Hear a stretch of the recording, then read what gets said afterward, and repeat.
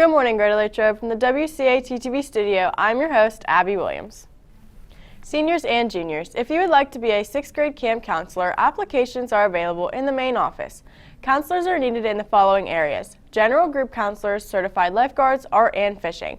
If you're able to help with rifle and archery, the hunter safety course completion is required. The deadline to apply is Monday, January 31st. If you are interested, do not delay in completing and turning in your application. Available spots will fill fast. There will be a Chick-Fil-A Leader Academy meeting on Monday, January 31st in the CSC during all of Lunch and Learn. Please bring your lunch with you to the meeting. See Mrs. Cost with questions. There will be an informational meeting about the Allied Health Internship Program during Wildcat time on Friday, February 4th. Interested juniors should sign up in the guidance office before Friday. We will be back after these messages. The choir program will be selling Singing Valentines in the Commons area during Wildcat time and Lunch and Learn, now through February 4th. The Valentines will cost $5 and will consist of a 30-second song and a flower given to your special someone or good friend during the school day on February 14th. Song choices will be Never Gonna Give You Up, Love is an Open Door, Can You Feel the Love Tonight, and Can't Help Falling in Love. The number is limited, so get one soon. The Interact Club is having an annual lip sync battle with Ligonier on Friday, February 25th at 6 p.m. If you are interested in participating, please contact Izzy Trace or Selena Chen with your group members and intended song. The deadline to sign up is Friday, February 4th. Thanks for tuning in to this edition of WCAT-TV News. Have a great day, Latrobe. Stay tuned for a special in-depth edition of Wildcat All Access.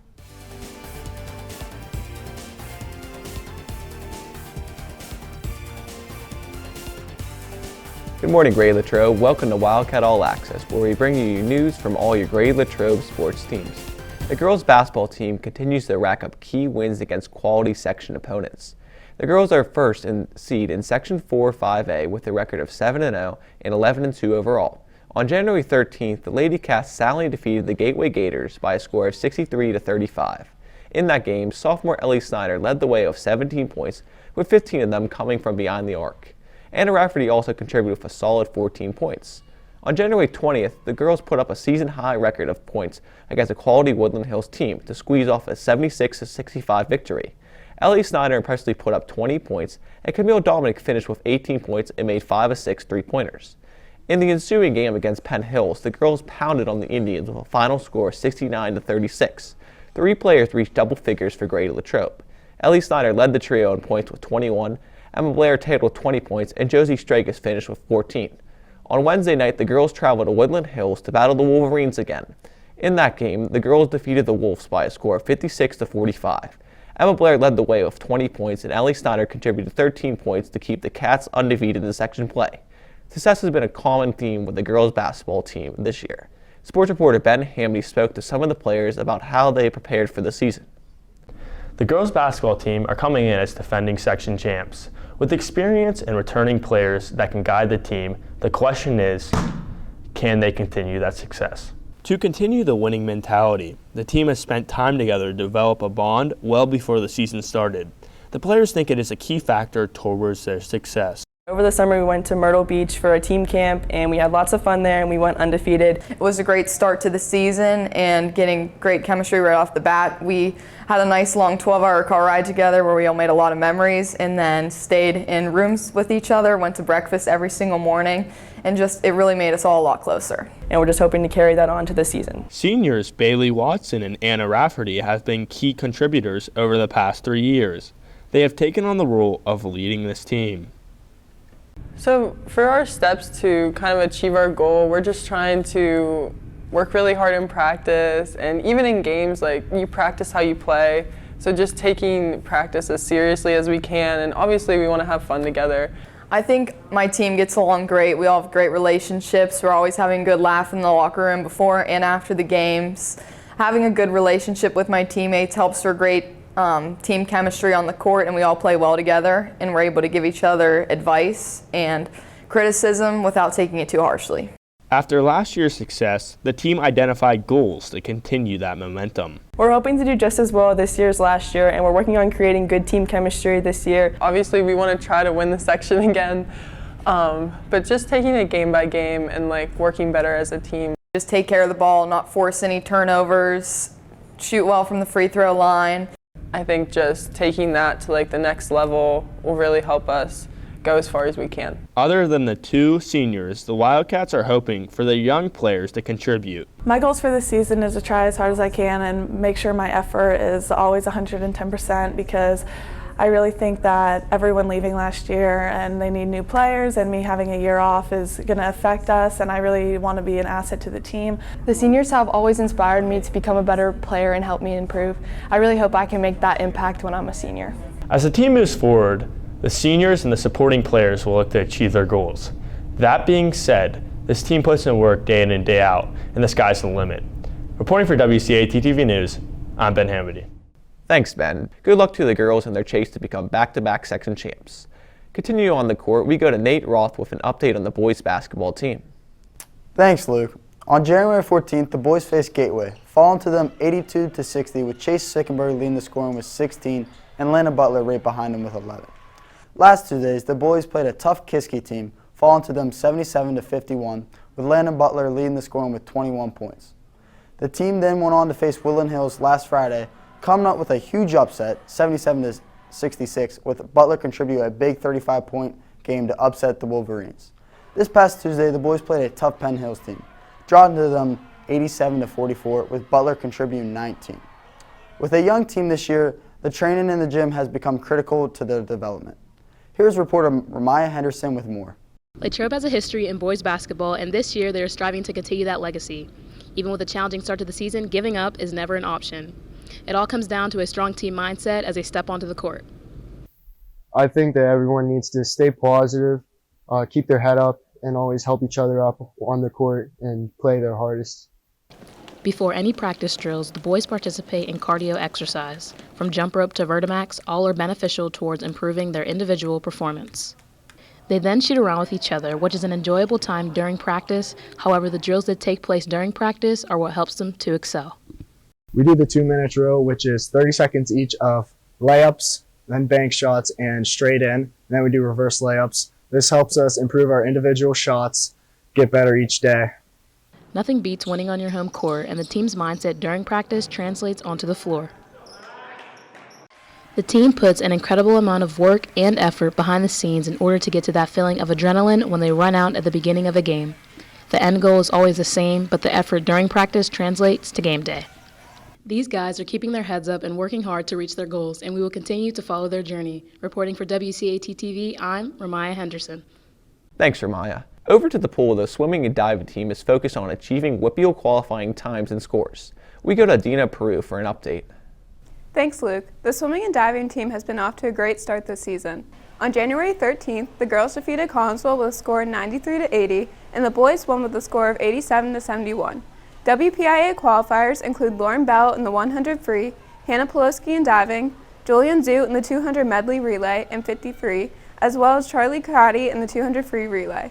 On January 18th, the girls defeated Greensburg-Salem with a score of 80-40, and the boys beat the Golden Lions with a score of 74-46. WPIA qualifiers were Hannah Poloski in diving, Julian Zoot in the 200 medley relay, 50 free, as well as the 200 free relay, and Patrick Crotty in the 400 free relay. On January 20th, the boys beat Kiski with a score of 93-87, and the girls defeated the Cavaliers with a score of 93-78. WPIA qualifiers include Lauren Bell in the 50 free, Hannah Poloski in diving, Colin Spehar in the 100 butterfly, and Julian Zoot in the 200 medley relay, 50 free, and 200 free relay. Finally, on Tuesday, the girls fell to Franklin Regional by a score of 87-97, and the boys fell to the Panthers with a score of 86-95. WPIL qualifiers include Hannah Poloski in diving, Charlie Crotty in the 200 medley relay, and Colin Spehar in the 200 free relay. The dive team may be one of the smaller teams of the school, but they flip and twist their way into many great accomplishments. Reporter Alexis Knoll had a chance to talk to some of the divers about their team dynamic and goal for this year. The dive team may not have a lot of members, however they still manage to rack up wins and accolades throughout the season. The team being small may seem like a bad thing, but it's actually the main reason for what makes them so close and encouraging towards each other. What makes the team so dynamic this year is that we all have fun and we all cheer each other on no matter what they're doing or the dives, and it just makes it overall such a good experience every meet because everyone's just hyping each other up.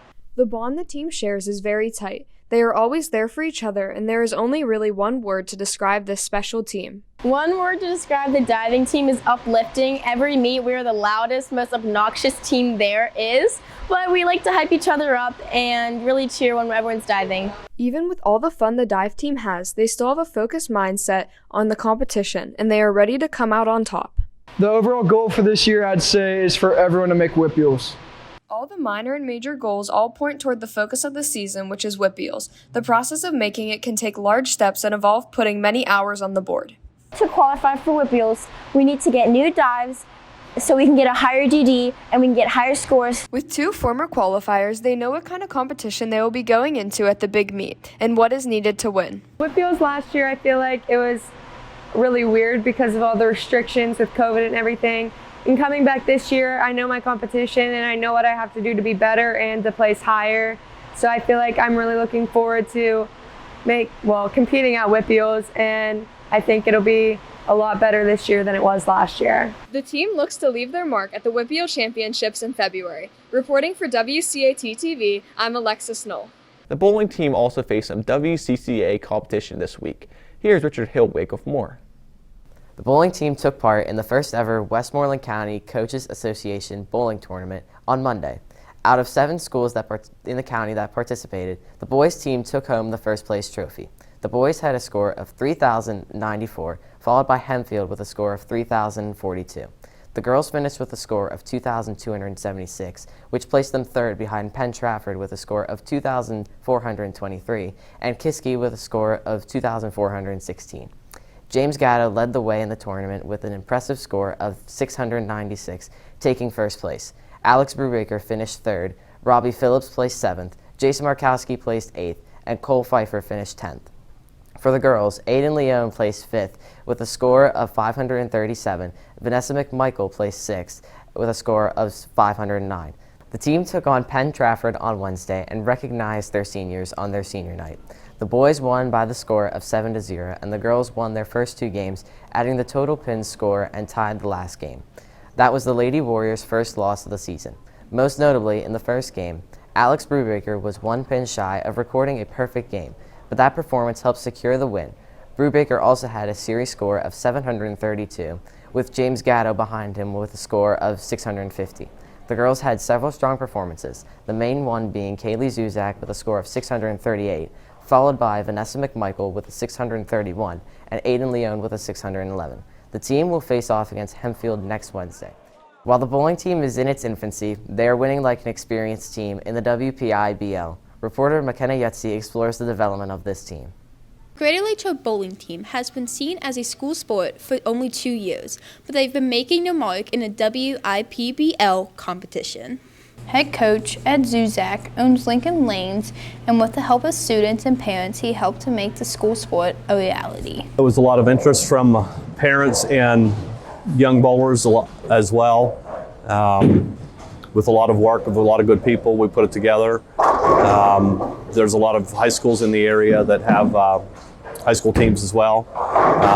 Namely, right in our section is Hempfield, Greensburg-Salem, Greensburg Central Catholic, York, Penn Trafford. In the WPIBL, there are over 84 teams in Western Pennsylvania. As the owner of the bowling alley with a passion for the sport, Coach Zuzak has inspired his daughter, Kaylee, to become involved as well. The bowling team, this is my 3rd year for the bowling team. We started it when I was a sophomore, and I've been bowling since before I could even walk. Every strike counts toward the bowling team score and also towards creating memories for the team. My favorite memory is before all of the matches, me and 1 or 2 of the other girls will take a timer picture before every match, and it's just like a fun way to remember like what happened every game and stuff. While the team works together, each bowler has individual goals. I'd say my main goal this year is just to have the team qualify for states. Bowling team is looking for more members. All skills levels are welcome. Preset notions of anybody wanting to join the team. Anybody that wants to join the team, boys or girls, we are welcome to have them all. We have coaches here pretty much 7 days a week to help bowlers to to strive to meet any goals they might have. The bowling team has accomplished a lot in a short time due to the determination and strong work ethic. They look to keep the success rolling. Reporting from WCAT-TV, I'm McKenna Yutzi. Thanks, McKenna. After some travel delays, the wrestling team finally made it back from Colorado and have continued their success on the mat. We go to Ben Hamley with an update on the wrestling team. Thanks, Luke. On Friday the 14th, the Cats beat the number 20th ranked team in the country, with Luke Willishow, Vinny Kilcarry, Nate Roth, Jack Pletcher, Tyler Lynch, and Corey Borio winning their matches, with Wyatt Help having the walk-off pin for the match. At the tournament on Saturday, Luke Willishow, Vinny Kilcarry, and Nate Roth all won the tournament. Jack Pletcher and Corey Borio finished in second, with Tyler Lynch and Wyatt Held placing third. Also, Leo Joseph and Sam Snyder finished in fifth place. The team had a quick turnaround once they returned home and faced Greensburg-Salem on January 19th, as they dominated by a score of 51-18. Gabe Golden and Sam Snyder both won their matches by a pin. This helped guide the team to victory on Wednesday night, as the team hosted Thomas Jefferson for the Section 2-3A semifinals. The Cats wasted no time coming out with a quick lead on their opponent. The match only lasted less than 40 minutes as they went on to win 48-24. Nate Roth, Jack Pletcher, and Tyler Lynch all won by pinfall. Their victory allowed them to compete in the section championship later in the night. The Cats hosted Connellsville, who are evenly matched up from the looks of it. Once the match started, though, the boys only took 22 seconds to get the momentum. Luke Willishow recorded a quick pin in the opening match. Also, Leo Joseph, Gabe Golden, Vinny Kilcarry, Nate Roth, Jack Pletcher, and Corey Borio, and Wyatt Held all won their matches to lead the team to victory. The team went on to beat the Falcons 38-19 to become 2-3A section champions. Congratulations, Cats. Under the leadership of Coach Mears, the team has been leaving their mark across the country. Sports reporter Nate Roth takes a look at how the new coaching staff has impacted the team. Under the guidance of Coach Mears, the Greater Latrobe wrestling team has been off to an impressive start. After retiring as athletic director in 2021, Coach Mears has returned to his coaching roots and is leading the Greater Latrobe wrestling team to new heights. Well, I think the opportunity was there and the time was right to come back. People need to understand I didn't leave coaching to leave coaching. I left coaching to accept an administrative job, and at Latrobe at the time, administrators can't coach a sport. So I made a career decision for my family and my life. And it got to the point where now I was retiring from athletic director and transportation director, and I did have time to coach again.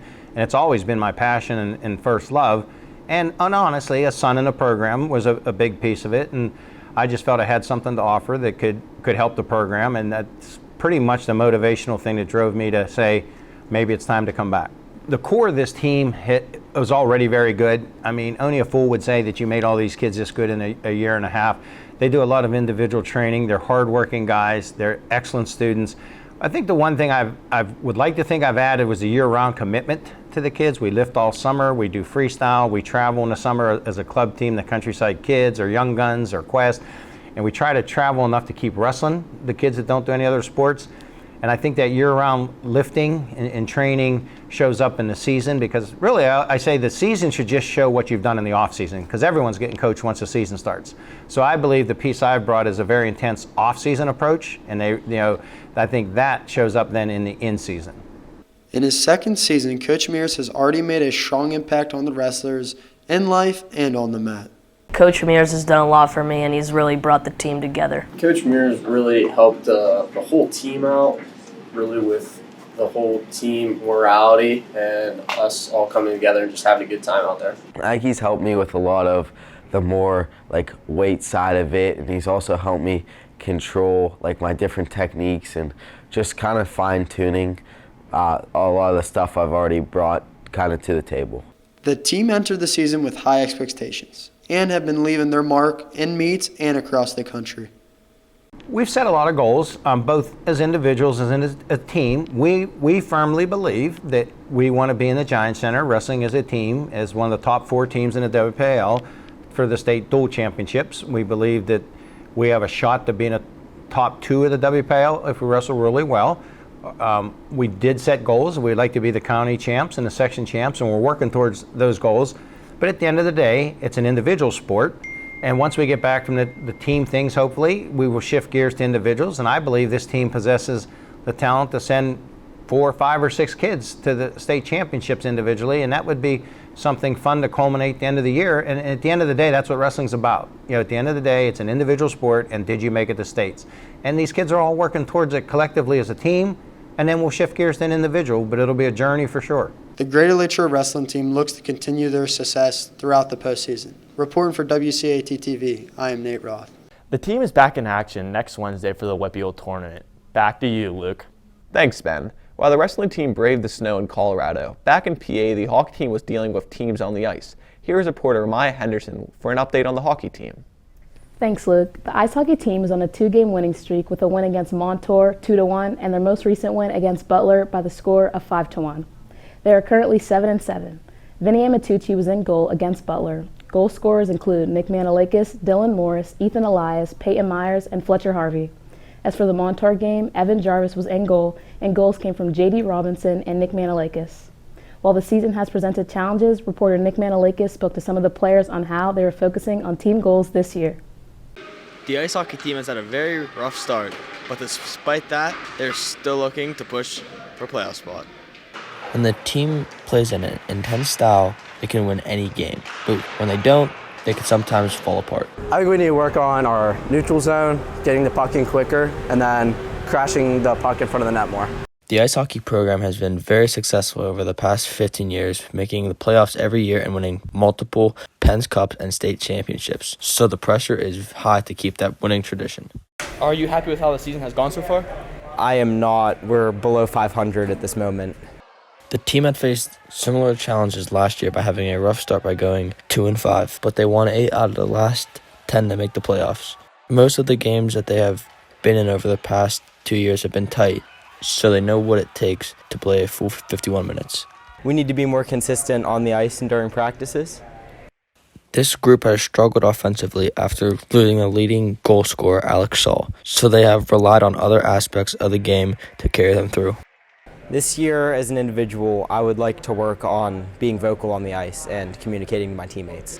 Even though the boys have had a rough start, they all know what it takes to get the job done. Reporting for WCAT-TV, I'm Nick Manalakis. Thanks, Nick. The team will honor seniors Vinny Amatucci, Evan Jarvis, and Aiden Brunetto next Thursday night at Kirk S. Nevin Arena when they take on Hempfield Spartans at 7:15. Back to you, Luke. Thanks for joining us for Wildcat All Access. Let's go, Cats.